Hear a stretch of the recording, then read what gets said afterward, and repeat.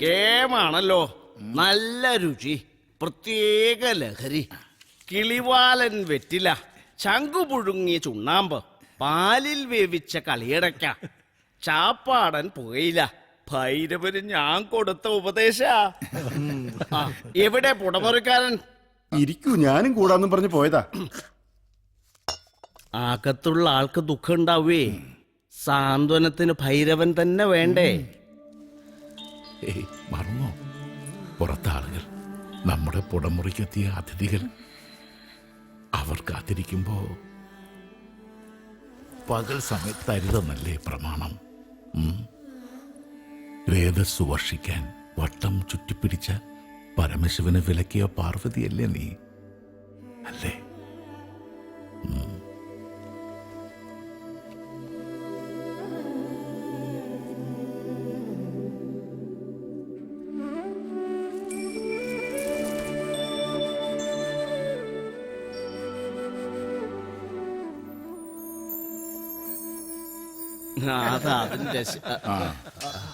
കാലത്തിന്റെ മാറ്റം ധനുവിലെ തുടങ്ങി.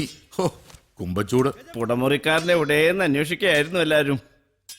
ജ്യേഷ്ഠം പോയപ്പോ ഉത്തരവാദിത്തം മുഴുവനും എന്റെ ചുമലിലായി. മതിച്ചു നടന്ന ശീലമല്ലേ എനിക്കുള്ളൂ. രുദ്രൻ പാകമായിട്ട് വേണം ഒക്കെ അയാളെ ഏൽപ്പിക്കാൻ. അയാളില്ലേ എവിടെ? ഉണ്ട്. ജ്യേഷ്ഠന്റെ സമാധി വല്ലാതെ ഉലച്ചത് അയാളെയാ. അച്ഛനെ ഇത്രയും സ്നേഹിച്ച മകൻ ഉണ്ടായില്ല. ആരും ദുഃഖിക്കരുത്, എനിക്കത്രേ വേണ്ടൂ. ജ്യേഷ്ഠപത്നിയ വിധി. എനിക്ക് പുടമുറി കഴിക്കേണ്ടി വന്നില്ലേ? എന്റെ ഭാര്യയാകേണ്ടി വന്നില്ലേ? അതും ജ്യേഷ്ഠന്റെ 41-ാം നാളിന് മുമ്പ്. ഞാനാ ഉപദേശിച്ചത്, കുലസ്ത്രീയുടെ ചുടുകണ്ണീര് പടിഞ്ഞാറ്റയിൽ വീഴരുത്. കുലം മുടിയും, അല്ലെങ്കിലും മങ്കമ്മയ്ക്ക് ചെറുപ്പല്ലേ. ഞാൻ ആലോചിച്ചത് മറിച്ച. കയ്യും കണക്കുമില്ലാണ്ട് ആ ജ്യേഷ്ഠൻ സമ്പാദിച്ചത്. അത് തുണ്ടും തുന്നും ആകരുത്.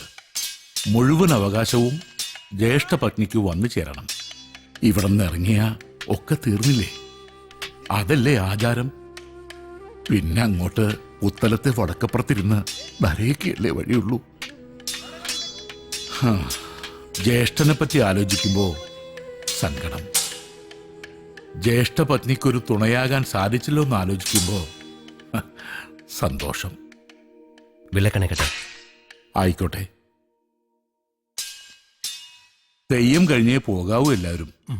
ബ്രാഹ്മമുഹൂർത്തത്തിലാ. ജ്യേഷ്ഠനുള്ളപ്പോ പതിവാ. ആചാരവും അനുഷ്ഠാനവും നോക്കി ജീവിച്ച ആളല്ലേ.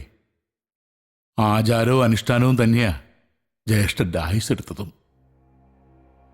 കേളിയാത്രം കെട്ടാനും ക്ഷേത്രത്തിൽ കിടക്കാനും വിഷം തീണ്ടാനും ഇടയാക്കിയത് വേറെന്താ? മുന്തിയ ഇടജാതിയല്ലേ തീണ്ടിയത്.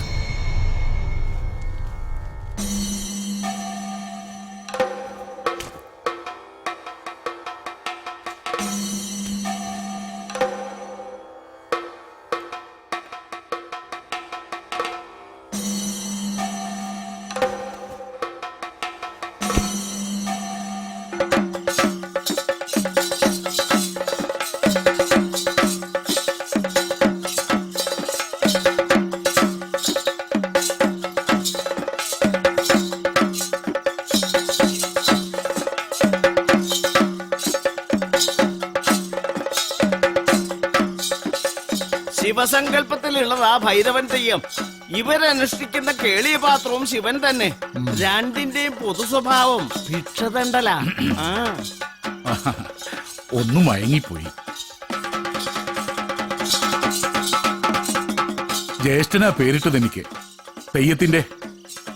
ജ്യേഷ്ഠനോട് എനിക്ക് ഒരു കാര്യത്തിലെ നീരസുണ്ടായിട്ടുള്ളൂ. മുടിയും ജട പിടിപ്പിച്ച് പ്രാകൃത വേഷത്തില് ഓരോരോ കുടി കയറി ചെല്ലുക, ഭിക്ഷ എടുക്കുക. ഈ ചാത്തോത്തിന്റെ 7 അയലത്ത് നിൽക്കാൻ യോഗ്യതയുള്ള മറ്റൊരു ഗ്രഹമുണ്ടോ ഈ ഏകരാജ്യത്ത്? രുദ്രം വലിയ ഗുരുക്കളും യോഗീശ്വരൻ തന്നെയായിരുന്നു. ഒരു ചിട്ടയും തെറ്റിച്ചിട്ടില്ല. പ്രയാഗെന്ന് വന്നവരായവരുടെ പൂർവീകര്. സാക്ഷാൽ പരമശിവന്റെ പിന്തുടർച്ചക്കാര്. ഭൂമിയിൽ ഭിക്ഷയെടുക്കേണ്ടി വന്നു പരമശിവന് 12 ആണ്ടുകാലം. ശിക്ഷയായിരുന്നു ബ്രഹ്മാവിന്റെ തലയറുത്തു നിന്നുള്ള ശിക്ഷ. അതിന്റെ സ്മരണയ്ക്ക് ആ കേളിപാത്രം കെട്ടലും ഭൈരവൻ തെയ്യവും ഭിക്ഷതണ്ടലും ഒക്കെ